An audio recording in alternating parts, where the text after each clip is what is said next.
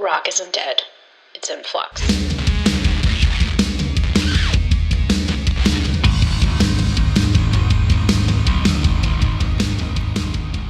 I'm Britt with Rock and Flux, and I'm talking with Jake from the band Health.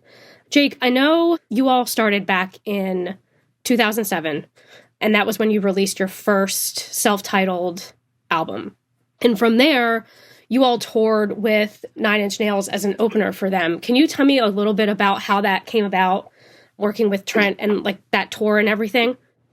I think at that time, Nine Inch Nails was pretty actively touring, if I recall correctly, for the better part of a year in 2008. And they were doing a very extensive, very big production in terms of lights and like the stage presentation and bringing it all over the world.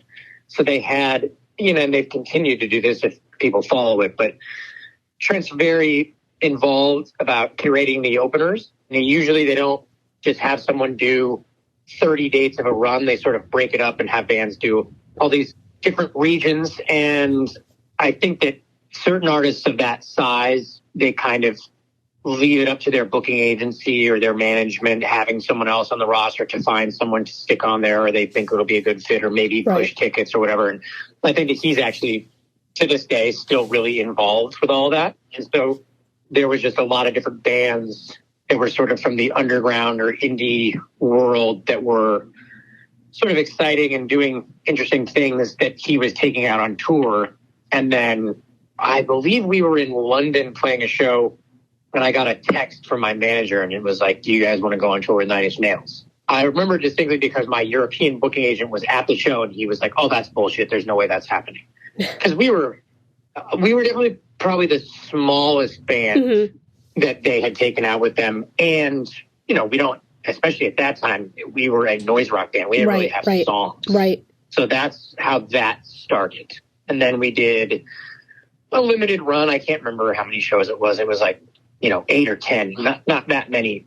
But then we were sort of lucky enough to maintain a connection over the years and interact off and on. And from that inception of touring with them, that connection later turned into a song, a collaborative piece of work. So, but yeah, that's how it started. I think that he just stays very involved with curating who's opening their shows. Yeah, because he just cares that much about the whole experience for people, I think. So that makes sense. Yeah, and that's not unheard of. You get both things. There's bands that are legacy acts that have been doing it forever, and they don't ever talk to the opening band, and they don't really interact with them, and they probably barely pay attention. And then there are other bands that really make it a point to go out of their way to meet them and to stay involved, and Trent is definitely of that other camp. And so you all have really been a big touring band, really, since then. Get Color was the next album in 2009. And then you took quite a while after that. That's when I think you really started kind of honing in on your sound before you released Death Magic. And that, I feel like Death Magic is kind of what you all have been with now, like that style of music. It really kind of started the honing of your sound, I think. But since then, you all pretty much tour pretty extensively. So that kind of gets into the whole collaboration discussion and just how I hate talking about COVID still, but it's still very much a real thing. I think especially for the music industry, there are still things being felt from all of those changes. So you all really went from touring to, I think it seems like, focusing more on creating new music and then also collaborating with a lot of artists, because you did quite a few through that time, which isn't everyone. With Trent was another one of those. Was that directly related because of COVID, or had you already planned on kind of doing collaborations and focusing more on recording at the time anyway?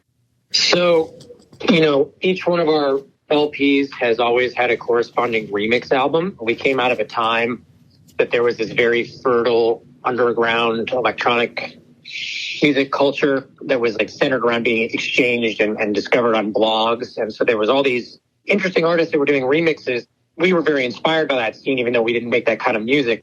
So every time we had put out a record, we've had a corresponding collection of remixes of the songs from that record. And we like symmetry in our band in terms of the catalog and the artwork and how everything is presented. We wanted to sort of be balanced and proportional. And so coming up to the it's been a long time, obviously, and music is cyclical and the trends sort of rise and fall. And there's different creative pressures that are waxing and waning. And we didn't want to jettison the idea of doing a remix collection. But by the time we got to like the fourth LP, we were really feeling like, is the idea still valid? We don't want to just present a collection of remixes because that's what we always do if it didn't feel vibrant or artistically worthwhile. So we started thinking like, all right, well, remixes are they're collaborative, but in this sort of indirect way, because your sounds, if you're the band being remixed, are being interpreted through the palette and the artistic sort of perspective of another artist. And so you get this byproduct that wouldn't exist just from that person working on it, but you wouldn't create it either. So it's very collaborative, but it's indirect. Not really like an open dialogue going on. So we thought like, well, what would be a way to sort of keep that a collection of remixes or in the spirit of something like that, but not just be recapitulating the same idea. And so we sort of hit on, well, what if we did collaborative tracks so that there would just be an open conversation and a piece of music that's being generated in real time by each artist. So you'll get the same sort of effect of, the sound palette and the melodic inclination and all these different things of two different people. But, instead of the existing song being recontextualized, you're just writing a new one. And so we were going to do that anyway. And we had already started. And I don't know, I'm going to be frank, I can't really recall if it had crystallized into the idea of doing a full release. I knew we were planning on doing many of them. And then it sort of, it became like, okay, well, that's going to just replace the remix album. We're going to have a collaboration album. Yeah, because Disco 4 Part 1 and Part 2 has some collaborations on it, right? So, yeah. They're all collaborations. Yeah. Each one has their own original track because we started doing that starting with the second remix album. They're doing one original track and then everything else is remixes. So on these, there's one original track and everything else is collaboration. Right. Well, how do you go about like choosing who you're going to do those with? Because, I mean, looking at it too, you have some like larger people like the song Afterlife with Chino. And then you have other ones that maybe with like a band like the Soft Moon, who they're doing well, but they're not at the level of Deftones. So how does that all come about of who you all decide who to work with those? So harkening back to the remix thing, the way remixes work for really big bands historically is it's just a sort of purely a marketing exogen. It's a way to prolong a release cycle. Okay, Coldplay is going to get a Marshmello remix or whatever kind of thing. It's like a little bit, oftentimes, not so much in the dance music world, but it can be very cynical. Oh, we'll shoot out some remixes and then maybe people will pay attention. We'll sell a little bit more tickets or whatever kind of thing. And obviously, the size of our band, like we just never had that perspective at all. So that carries over to the collaboration. So the only mandate is just whether or not we think that the two bands together could make something good. So it doesn't really matter if one is like completely unknown and another one is fucking Nine Inch Nails or whatever. We would never sit down and be like, okay, how do we get as much out of this as possible in terms of marketing exposure, and then just say, well, that band's small. Nobody's gonna know who they are. We don't think about it that way. We want to think about it like, well, we just want to make good songs. The great thing about a collaboration like that or a remix or whatever, I mean, truly it's true of any piece of music that you make, though, is that what's sort of liberating about it is you go into it trying to explore whether or not you guys have something to say together in a piece of music, and if you don't and it doesn't work, then fuck it, who cares? Right. You just don't use it. So it's just like when you start a song idea, whether or not you're in a rehearsal space with the band trying to jam or you're at home on a computer, and like, a lot of them don't work out. For us, fortunately, that didn't really happen on any of these collaborations. I mean, if anything dies out, it's like maybe there's not enough interest from one party or people are busy or, there's a lot of life that can get in the way. But the one thing that I feel that we did a good job with, because I don't typically feel comfortable trying to pat ourselves on the back, but I do think that we're good at choosing people to work with. And I think that comes from being just fans of music. Yeah. We're fans. we look at these bands and we think like, wow, these guys do really interesting, amazing art, and we would love to be a part of that. And that's sort of how we approach it. I mean, it's good relationship builder too, because I mean, the reality is the music scene is about relationships, you know? So I feel like that's a good way to talk to other artists and just get to know people too. It's been really gratifying. I mean, I think it's, you know, you've been referencing some of the dates of the releases. You know, we've been doing this for a long fucking time. Aside from not wanting to repeat yourself, artistically speaking, you know, you want to get inspired and shocked out of everybody has their own proclivities in their life in the same way that they make music. And even when you're trying to do something different from what you did last time, you can still only do what you would do. You're not going to ever do anything that you wouldn't do, even if you're trying to do something that's going to shake you out of your rhythm. But when you inject a completely other person whose musical mind works in a totally other way, there's no way around the fact that you're going to do things in the song that you would never creatively, you just wouldn't have access to that. Right. It's a challenge in some ways, I'm sure, too, right? Which is a good thing. Like, it challenges you musically to see what you can come up with, I think. Absolutely. And I think it's enriching in that way. I think that came at a time in the band, you know, just having been doing it for a long time, just having anything that is revitalizing is of a lot of worth. Definitely. I mean, the newest one, remix-wise, is you just did one not too long ago for Korn, The Worst Is On Its Way. Did you work with them directly to do that? Well, you know, like all this stuff, remix stuff, is like we had contact with them in terms of notes and everything. We didn't go get in a room with them. They were on tour, I think, in support of their most recent album. But yeah, we had it back and forth. And that was the thing about the second remix collection is, in terms of commenting on what you brought up earlier about COVID, which is very much still a real thing. You know, like I said before we started this call, my partner has COVID right now. She missed Christmas and New Year's and our son's birthday because she's quarantining, not trying to give it to him and us.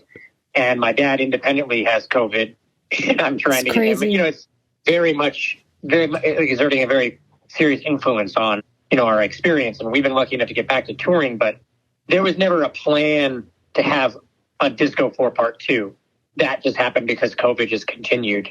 So Disco 4 Part 1, the majority of those collaboration tracks had at least one day of like, we're all in the studio. There's maybe one or two where the people just lived in different cities and it just didn't work out. But otherwise, even if they did, we try to, hey, you're going to be in LA. Like, why don't we meet up for a day? Or we worked with a bunch of LA artists and started the track and then finished it remotely. And then part 2, it's like almost entirely all remote. Because that was just the lingering, like, okay, fuck, we're not going back on tour. Venues are not opening up. No one is. I mean, that's why there's a Nine Inch Nails one on there. Is like, they were home. You know, we all wrote that track in the dead of COVID where there was no vaccines, and it was all Los Angeles musicians on conference calls, all in different places. So it's like Trent, Atticus, me, John, like we're all on the phone, and like, you know, Beat is sending his drums in from his place. We're doing a pass at John's house. He's sending it to me. I'm adding vocals. Then we're sending that to Trent and Atticus. They're sending it back to us, and they're never together and we're never together. It was very much like a COVID moment. Well, how do you feel about that as a musician? Because I feel like historically you guys have recorded together in a room for most of your albums. So, I mean, do you have a preference for that? And what was the experience like? Do you feel like it affected the creativity that you had with it? Well, it's obviously a different process, and I would have preferred that we all be able to get together and work. But at the same time, we made a decision to make a second. A lot of bands, understandably, took that lockdown time to just make a new record. And their projects made a new record, and then that record was ready to go. And we talked about that, but I have like a home life situation where, you know, I had like a very young child, and my father-in-law is immunocompromised. Like, I had to be extremely careful. So it's not like I could expand my bubble to include my bandmates who don't have the same responsibilities that I have, so they can, you know, they can be like, I'm going out to eat in restaurants now or whatever kind of thing. And so it was a very conscious decision on our part to be like, I don't want to make the next Health LP over Zoom. You know what I mean? Yeah. So we just decided to continue the collaborations. And yes, absolutely, I would always prefer an in-person session. But COVID giveth and COVID taketh away. I don't know that there's a Lamb of God or a Nine Inch Nails collaboration with Health if there isn't COVID. Because, I have a relationship with Trent in that it's not like we're friends and we hang out on the weekend and shit like that. That's not what the relationship is. But I feel like they've always been very supportive of us over the years. And I felt close enough with him to send him an email, and I knew he wouldn't be offended by that email. Right. He'd either be busy or he wouldn't be busy, or he'd be interested or he wouldn't be interested, So I had that level of comfort. But I think practically speaking, he's an incredibly busy man. He's got a big family. He scores a lot of films, and he has Nine Inch Nails, this legendary music project that's all him and now Atticus. And we had discussed, what would be the number one get for a collaboration? Not in terms of who's the biggest band, but just in terms of who do you admire and who still makes great music, and it was Nine Inch Nails. Yeah. If that were me, I'd say the same thing. So I get it. Yeah. And so it's I have a way to start that conversation. And that would never have happened if it would have been I'll ask my manager to see if he can get his manager's contact. But I think that it ended up working because everybody was stuck at home. They were just fucking stuck, know? And at that stage, even if they'd been finishing films, film production was shut down. So most of what had been shot had been scored, and you could be making a new record, but making a record is hard, and it's lonely enough as it is, just trying to sort through it artistically. And I just thought this is maybe a way for, we're all feeling as isolated as we've ever felt, and having any sort of connection to other people to get out of the headspace of just being stuck in your house, I think was appealing. And so that's why I thought it's worth a shot. And it ended up working out. Yeah. And the song is great too. And it really applied to what was going on, so. Yeah. It's very of that moment. Mm-hmm. Yeah. And it was an incredibly bleak time, especially considering, COVID notwithstanding, there was a lot of other things going on as well.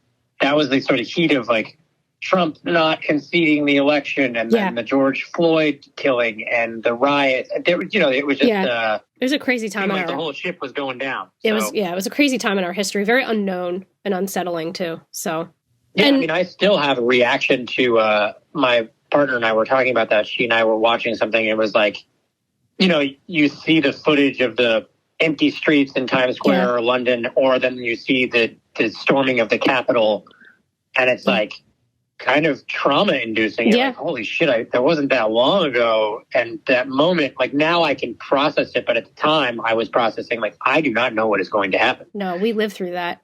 You see all the memes, and it's people talking about the pandemic and that, and other things. It's how many, I don't need any more history-making events in my lifetime. I think I've gotten enough now. Yeah, that's what I would always say was, I'd prefer to read about this on Wikipedia than read through it, even though it's really interesting. Right, exactly. And so you all finally started touring. When did you actually start touring again post-COVID? Was it the end? It was the end of 21, right? Or was it not until 2022? It was 2021 we started doing shows. So we did... You did some festivals, didn't you, I think, to start out? Yeah, we did a festival in Las Vegas. That was the first one. And then we did Riot Fest. And then I think we maybe only did 2 or 3 shows in 2021. So then didn't really start happening again until fall and spring. Okay. And then we had just my kid running around. It's okay. I have a 3-year-old, so I get it. My son just turned 3 yesterday. Okay. Mine was in July, so he's a little bit older, but and his mom has been isolated from him for 10 days. She's losing her mind. Yeah, I don't know how she's doing that. It's crazy. I get it, but it's really hard when they're little. Yeah, exactly. I understand because I have to go on tour. Right. But we didn't do very much touring in 2021, and then we did a fairly substantial amount in 2022. We did 3 European tours. One of them was a full 5 weeks, and we did an entire U.S. tour. So, we went back to touring. How did you feel it was post-COVID? Did you feel like things felt the same, or did you still feel like the shows were different?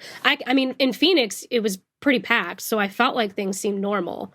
But I would just wonder what your perspective. It's just different for different bands. It kind of depends on your demographic and the kind of our touring in 22 was some of the best touring we've ever done in terms of amounts of people at the shows, just excitement level, people buying shirts, all those kind of things. Right. So it felt like not only did we come back, we came back better, but then I know that there's other bands that have had, in talking to promoters and booking agents and other bands, it's been like a pretty mixed bag.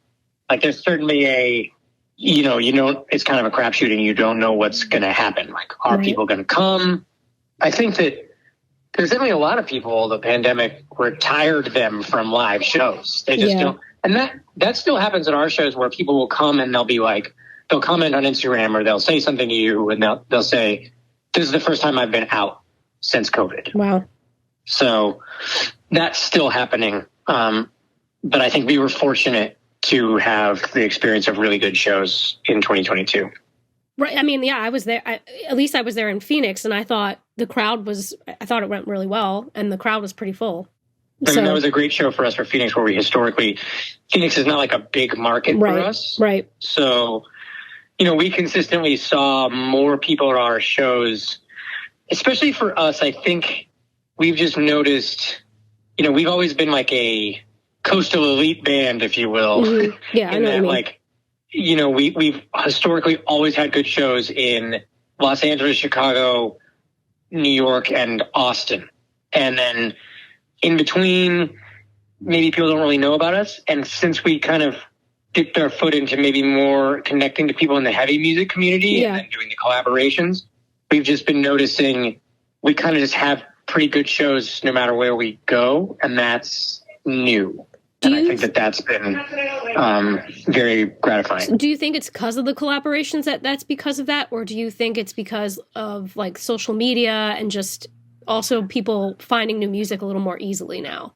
I mean, I think there's probably a combination of all those things realistically, but I definitely think that there's something to do with fans of heavy music are very dedicated, and it's not necessarily predicated on like a zeitgeist movement of like, well, what's hip right now at the moment? It's like real genuine music fans, and those people are kind of everywhere. And I think that we maybe connected to a lot more of those by doing these collaboration tracks with Nine Inch Nails or Lamb of God or Chino from Deftones. Like people found out about us that wouldn't have found out about us before. Right. It kind of like a little bit from the goth scene too, in addition to all those, I think. Oh, hugely. I mean, I'd say we've noticed like a complete sea change in the demographics of the fans at our shows. Right. Just in terms of who's there. And like, there's a lot of goth people.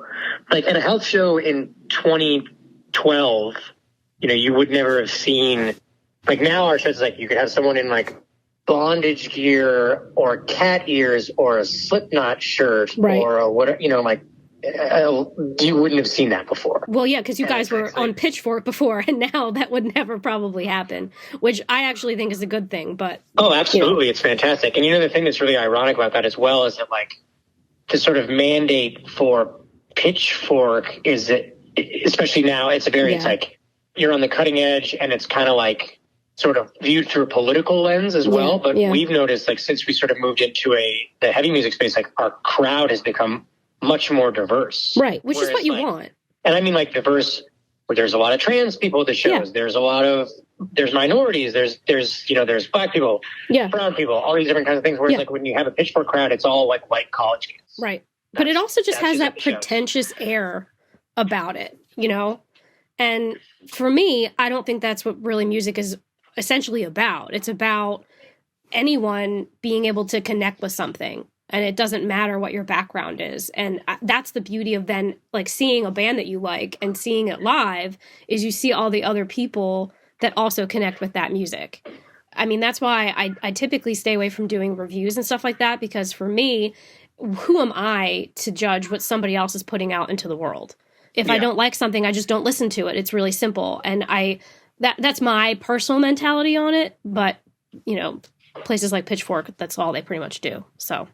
And I have no problem with music criticism. I think it could be a vital thing, even though I think that it's probably it's dead largely in a lot of ways just because of the way technology has evolved. Right.